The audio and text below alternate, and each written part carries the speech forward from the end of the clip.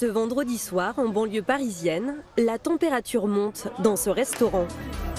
Ça y est, on n'est plus à Noisy, on est au Brésil.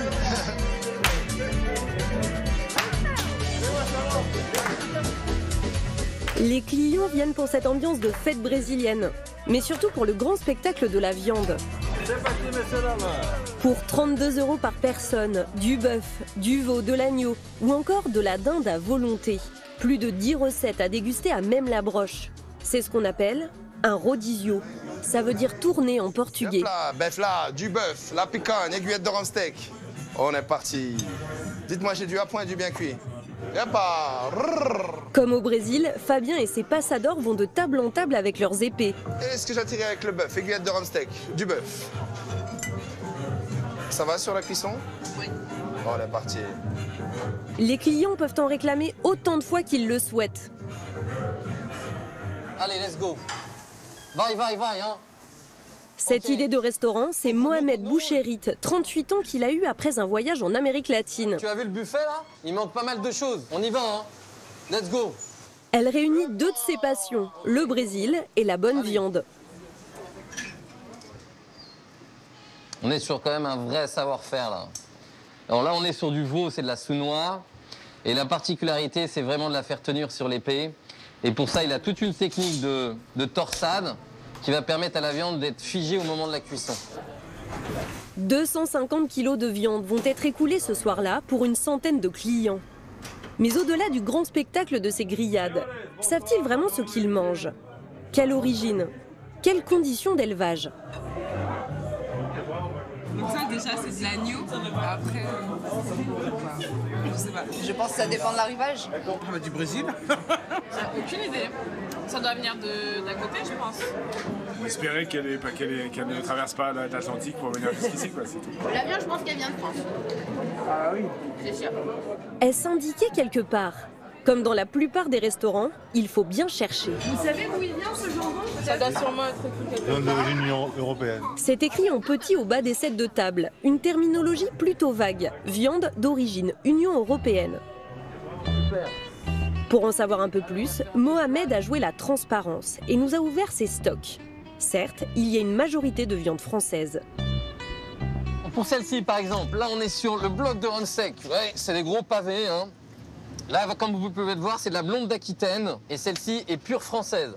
Donc c'est mon plus gros fournisseur qui est dans l'Oise, qui lui est aussi producteur. Le veau qui est ici, donc c'est un petit peu le même fournisseur, on est sur de la sous-noix de veau. FR, juste ici. Alors ça, c'est un jambon de dinde hein, et c'est fabriqué en France. Ça, c'est un produit phare. Mais il y a aussi de la viande qui vient de plus loin, parfois pour des raisons de qualité. Alors cette viande-là, on ne peut pas la trouver en France. Elle se trouve uniquement à l'étranger. Et là, pour le coup, l'arrivage d'aujourd'hui provient d'Irlande. En France, on ne peut pas avoir des blocs de rhum steak de manière graisseuse. Et du coup, on est obligé d'aller à l'étranger pour pouvoir trouver cette partie-là. C'est ce qui va permettre d'avoir du goût au moment où on va la cuire. D'autres fois, ce choix est fait pour des raisons d'économie. Alors, là, pour ce qui est du poulet, donc on a de l'origine polonaise, qui est une viande, en tout cas pour ce qui est de la viande rouge, c'est pas ce sur quoi on irait commander. Par contre, pour de la volaille, ça reste quand même un produit relativement correct, qu'on arrive à sublimer avec nos marinades et notre cuisson. En résumé, les clients ne savent pas quelle viande ils mangent. Ici, le patron est consciencieux, mais dans d'autres restaurants, on peut avoir de très mauvaises surprises. Dans les restaurants, que nous avons hâte de retrouver après le confinement, la viande, c'est tout un paradoxe. Chez le boucher ou en grande surface, les indications sont très précises et obligatoires. Origine, conditions d'élevage, label. Du coup, en magasin, 71% des Français préféreraient l'origine France. Quand on se rend dans un fast-food, dans un restaurant haut de gamme, quand on achète un sandwich, on ne sait plus rien. Une seule obligation, pas toujours respectée, afficher l'origine du bœuf. Une disposition mise en place après la crise de la vache folle. Aberrant, alors que d'autres scandales sanitaires se sont succédés. Résultat, on mange à l'extérieur une viande qu'on refuserait de consommer à la maison. Comment en est-on arrivé là? Qui profite de ce grand flou?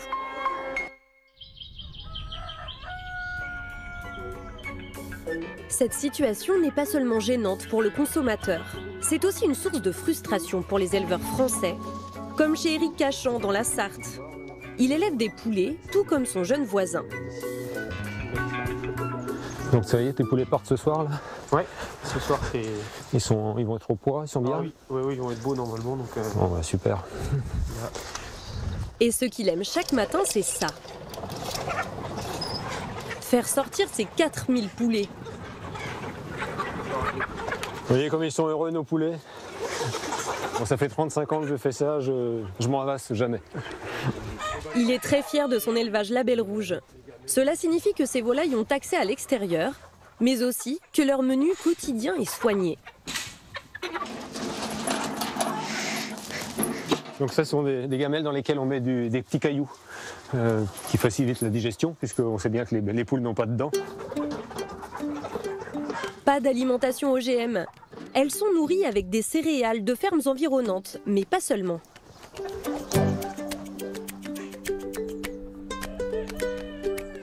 Vous voyez, ils peuvent gratter, courir, manger des insectes, manger des vers de terre, manger de l'herbe.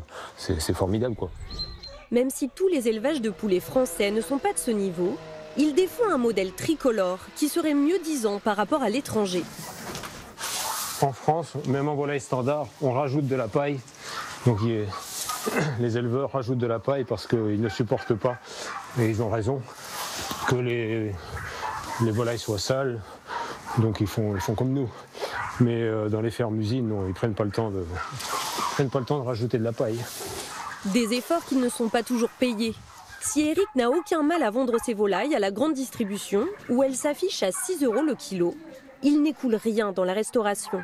Un problème pour toute cette filière de qualité, qui du coup a du mal à se développer. Si on a une grande chaîne de restauration qui veut s'approvisionner en volaille de louer, dans 2 ans, on est capable de lui fournir, s'il faut produire 10% de plus pour cette chaîne-là, on va le faire, il n'y a pas de difficulté. On va construire des bâtiments, on va installer des jeunes, on n'a pas de difficulté parce qu'on sait qu'on a des jeunes qui veulent venir nous rejoindre. Alors pourquoi les restaurants rechignent à vous servir de la viande française pour laquelle vous avez plus de garanties?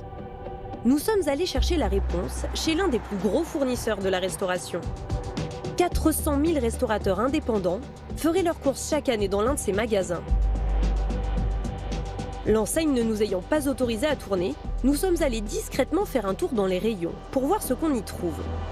À première vue, les produits français ont la part belle. Du poulet Label Rouge, du veau élevé et abattu en France, ou encore ce faux filet de bœuf. Mais il y a aussi une offre pléthorique de viandes étrangères. Par exemple, du bœuf irlandais ou ces rognons de veau des Pays-Bas ou encore ce foie gras de Bulgarie. Et enfin, dans ces cartons, du poulet de Belgique vendu 4,99 € le kilo, de qualité discutable à en croire cet employé. Pour moi, c'est trop gros. C'est des poulets qui sont pleins d'eau. Les poulets ne sont pas comme ça. Hein. Quand je prends un poulet fermier, je regarde les 2 blancs, ils sont beaucoup plus petits que... Après, c'est des blancs de poulet, c'est à la chaîne, c'est intensif, c'est l'usine là-bas. Pourtant, ce produit serait un best-seller. Et tous les restaurateurs, ils achètent ça, on en vend des tonnes. C'est la marche qui marche aujourd'hui. C'est malheureux, mais c'est comme ça. Celui qui va vous faire une fricassée de poulet ou quoi que ce soit à un plat à 10 €, un plat du jour, il aura pris ça, il va pas prendre l'autre. Et justement, à l'extérieur, nous rencontrons ce jeune restaurateur. Il vient de s'en procurer. J'achète chaque fois que je passe ici, j'achète ce produit-là. Le prix pour 10 kilos, c'est 44 €. Mais c'est un goût bien, tu vois. Il n'y a pas un problème, ça ne change pas le color. Les professionnels choisiraient des viandes non françaises et parfois de piètre qualité, tout simplement pour leur prix. Il y a d'autres origines qui viennent de Hollande, qui viennent d'Allemagne par exemple, et qui sont très correctes, il n'y a pas de souci. La viande française, c'est bien. Maintenant, ce n'est pas la seule viande, on est sur des marchés européens et puis on a aussi besoin d'avoir des prix d'achat qui nous permettent de pouvoir avoir des marges et à la fin d'une revente. Donc la viande française, elle va avoir un impact financier qui est un petit peu plus important dans le prix de revient du plat qu'on a sur d'autres marchés. Les restaurants, les fast-foods qui jouent les prix les plus bas pourraient vous servir une viande peu recommandable sans que vous n'en sachiez rien. Mais parfois, le scandale éclate. Il est arrivé cet été par un homme que nous sommes allés rencontrer. Nous l'appellerons Dominique, un prénom d'emprunt. C'est bon, il n'y a plus qu'à manger. Car il a souhaité témoigner anonymement. Il y a 3 ans, Dominique a changé de régime alimentaire. Comme environ 1 million de Français, il ne mange plus de viande. Tout ce qui est contenu dans la viande, on peut le retrouver dans des végétaux ou des légumineuses. C'est une complémentation en vitamine B12. Quand on arrête la viande ou même juste quand on suit les recommandations de l'OMS et qu'on mange de la viande 2 fois par semaine, il faut se complémenter obligatoirement pour éviter les carences. Il dit avoir fait ce choix après avoir pris conscience de la maltraitance animale dans certains élevages.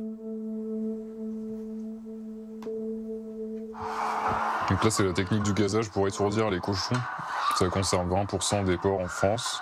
Et les images se passent de commentaires, ça marche pas à tous les coups. Et il y a juste à les écouter pour savoir que c'est n'importe quoi. Il me semble. Ça m'énerve de voir ça. Tout ça pourquoi? Pour manger une tranche de jambon dans un sandwich rectangle? Quel intérêt, quoi?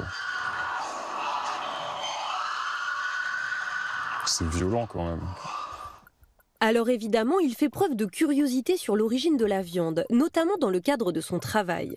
Et il est employé par une grande chaîne de fast-food, Domino's Pizza. Sur le site de l'enseigne, une trentaine de pizzas sont proposées à 14 € en moyenne. Du grand classique à des recettes plus audacieuses, comme cette spécialité hawaïenne à base d'ananas et de poulet. Sur son site, la chaîne fait preuve d'une certaine exigence. Depuis longtemps, nous nous engageons pour le bien-être des poulets. Un engagement qui semble reposer sur une politique précise pour les approvisionnements. Nous n'avons qu'un seul fournisseur de poulets basé en France, s'approvisionnant en matières premières en Union européenne, dont la France, et hors Union européenne. En résumé, ce fournisseur peut s'approvisionner dans le monde entier. Et c'est ce que nous allons voir avec Dominique. Il a accepté de filmer pour nous en caméra discrète, à l'intérieur de sa pizzeria, le temps d'un service. Domino's, bonsoir. Qu'est-ce qu'il vous faut? Pâte fine, ok. Chickenitos, ok. Donc entrée pour les sauces, vous avez une préférence? Une fois dans la chambre froide, il passe en revue la provenance de la viande. Les wings sont français. Alors, IE, Irlande. Les nuggets. Voilà, origine. Thaïlande. Et pour finir, le fameux poulet, utilisé notamment sur la pizza hawaïenne. Du poulet. Origine Brésil. Il sait que les conditions d'élevage là-bas sont parfois très dégradées. Et il décide de faire connaître au public la filière d'approvisionnement de Domino's Pizza. Pour cela, il relève le nom du fournisseur et transmet l'information à Léo Lester, membre de l'association L214 qui dénonce la maltraitance animale. Boycott total sur les entreprises qui ne respectent pas les animaux. Ouais, ça date de 3 jours, ils n'ont pas encore eu le temps de l'effacer celui-là. Culture à se mouvoir. Avec Hélène Gauche, ils ont identifié ce fournisseur qui appartient à une multinationale brésilienne. Voilà, donc ce qu'on sait grâce aux lanceurs d'alerte, c'est que Domino's s'approvisionne chez Seara, qui est une filiale de JBS. Ça, ce sont des images qui ont été tournées dans un élevage qui appartient au groupe JBS. Ces images ne sont pas précisément celles du fournisseur de Domino's, mais selon l'association, les méthodes seraient les mêmes dans tout le groupe. Cette entreprise brésilienne, leader mondial de la viande, est accusée de pratiquer l'élevage intensif à grande échelle.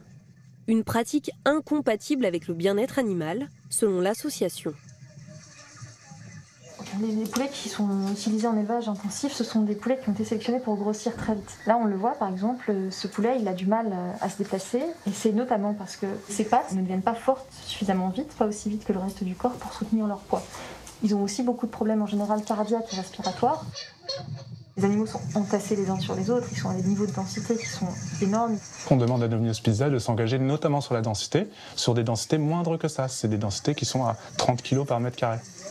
Et voilà, il y a des études scientifiques qui indiquent qu'en fait, au-delà de 30 kg par mètre carré, il y a de façon systématique des problèmes graves de bien-être et de santé pour les animaux. 30 kg par mètre carré, c'est-à-dire à peu près 15 à 17 poulets par mètre carré. Mais à ce jour, l'entreprise aurait cessé tout dialogue avec l'association. Salut tout le monde. Salut Gab. Ça va? Léo et Hélène ont donc décidé d'interpeller publiquement la marque, sur les réseaux sociaux ou dans la rue, comme ce soir-là à Paris. Pour eux, les consommateurs ont le droit de savoir ce qu'ils mangent. On a des sondages qui montrent que c'est 90% de la population qui est d'accord contre en fait des densités extrêmes dans les élevages, l'enfermement à vie des poulets, pas de lumière naturelle, c'est des conditions qui sont atroces. Une trentaine d'actions comme celle-ci ont déjà eu lieu en France devant des magasins de l'enseigne. Vas-y, derrière, en flèche. Parfait. Ok, vas-y rapproche-toi et en faisant face ici, en faisant face à la route un peu. Des images chocs pour inciter les passants à s'arrêter. Ces militants sont enseignants, étudiants, commerciaux ou encore jeunes retraités. Voilà. Merci beaucoup de vous être arrêté, madame. Merci à vous. Bonne journée. Elles vous inspirent quoi ces images? Je comprends même pas comment on en est arrivé là en fait. Et bon, j'ai entendu quelqu'un une fois dire le problème c'est qu'avant on a fait croire aux gens qu'ils pouvaient avoir accès à de la viande facilement. En fait c'est pas la même viande qu'avant, donc c'est pas vrai en fait. C'est sûr que c'est excessif, mais après est-ce que ça s'applique partout dans tous les Domino's Pizza? Ouais, c'est la même chaîne d'approvisionnement. Okay. Il n'y a pas de Domino's Pizza qui s'approvisionne en viande locale ou des choses comme ça.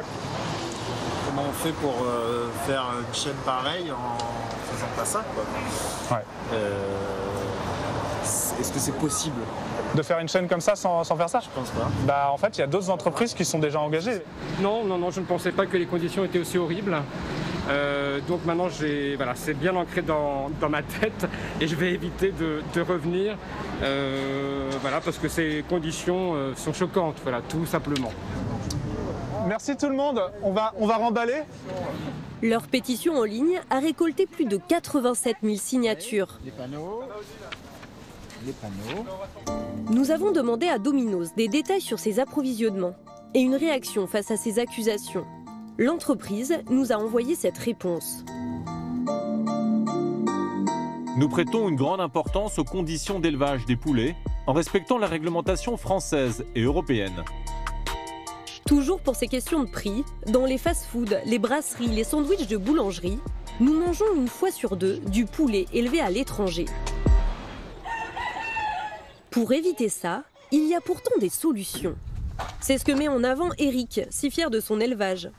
Selon lui, quand le restaurateur fait l'effort de servir du poulet français, il faudrait que ce soit visible. Voilà. Il faut trouver partout où on consomme de la volaille, il faut trouver ce logo volaille française. Volaille française, et encore mieux, si on peut trouver le logo label rouge, c'est encore mieux pour moi. Une revendication de l'ensemble de la filière qui a été entendue. L'année prochaine, il devrait être obligatoire pour les restaurants d'informer les consommateurs sur l'origine de la volaille, du porc ou du mouton, et pas uniquement du bœuf. Et selon Eric, la question du prix peut être surmontée par le restaurateur. Privilégier une espèce comme la dinde de découpe, par exemple, la dinde de découpe fermière, dans laquelle on va pouvoir découper sur les cuisses des petits morceaux et faire des sautés de dinde, par exemple. Et ça va pas coûter beaucoup plus cher qu'une volaille importée. Et puis l'intérêt aussi de choisir des volailles fermières, c'est qu'il y a moins de pertes à la cuisson. Donc ça, c'est très important. Donc faut qu'il apprenne à raisonner non pas le prix du morceau acheté, mais le prix du morceau consommé. Parce qu'effectivement, il y aura moins de gaspillage avec une volaille fermière. Dans ce combat, pour nous faire manger dans la restauration une viande de qualité et dont on connaît l'origine, il y a d'autres professionnels qui ont pris une longueur d'avance. En Bourgogne, un restaurateur choisit minutieusement ses viandes. Et pour cela, quoi de mieux que d'aller directement chez le producteur? Ce samedi matin, Loïc Joninon, accompagné de sa compagne Laurence, vient récupérer une commande chez un éleveur de porc. Bonjour Jean-Pierre. Bonjour.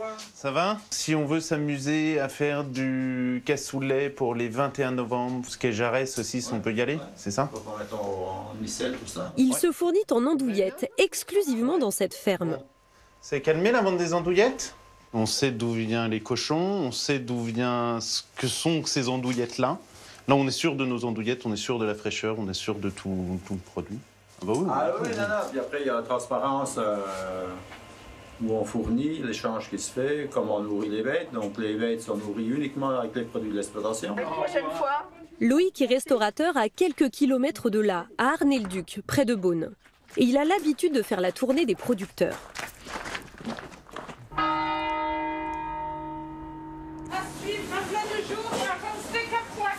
Dans son établissement qui joue le fait maison et le terroir, Plusieurs plats de viande à la carte, entre 13 et 17 €. Avec des fournisseurs que cet amoureux de la bonne viande a sélectionné dans un rayon de 60 km. Chouette rôti de veau aussi qu'on a récupéré, on en a rarement. Mais voilà, ça va faire des plats du jour parce que l'idée aussi c'est qu'on change. Lié aux approvisionnements, on a des plats différents tous les jours par rapport à ce qu'on arrive à trouver. S'il y a des produits qui ne se font pas ici, ben on ne les aura pas. Tout simplement, il sert à ses clients ce qu'il aimerait trouver dans son assiette, quitte à payer plus cher sa matière première. Le blanc de poulet, on va le payer 12 € hors taxe le kilo, là où on pourrait trouver sans trop de problèmes quasiment 7-8 € le kilo. On est chez des grossistes très facilement. Si on est, maintenant on est sur le plus petit abattoir de Bourgogne, il fait des super blancs, à chaque fois les gens sont super contents. Il réussit à amortir ce surcoût en rognant sur sa marge et en stockant le moins possible pour limiter les pertes. Il est 12h30, la salle est pleine. Ici, c'est le contraire du flou sur l'origine des viandes. Le patron fait de cette transparence un argument commercial. L'andouillette, elle vient de 22 km d'ici. Voilà, elle vient d'un petit lieu-dit qui s'appelle la Chassagne, au GAEC de la Chenevière. Et on est allé en chercher ce matin. Voilà, c'est ça. Ses clients sont sensibles à cette démarche. Canata la basse-cour Canata, Philippe Labon de la ferme du Rivaux, Michel Lemoine les poulets, Jean-Pierre Mignot les andouillettes. Il y a très peu de restaurants actuellement qui affichent, comme ce qu'il y a derrière moi là, la liste des produits et d'où ils viennent. On est là parce que c'est local. J'ai regardé sur internet. Ben, c'est agréable, on sait ce qu'on mange quoi. C'est pas l'industriel ou autre. Ce genre de démarche se multiplie à travers la France. Pour trouver un restaurant qui joue la carte du local près de chez vous, il y a cette application étiquetable qui peut vous guider. Sinon, en attendant l'obligation de l'affichage, n'hésitez pas à poser des questions sur les viandes qu'on vous propose. Une attitude qui finira par faire évoluer la restauration.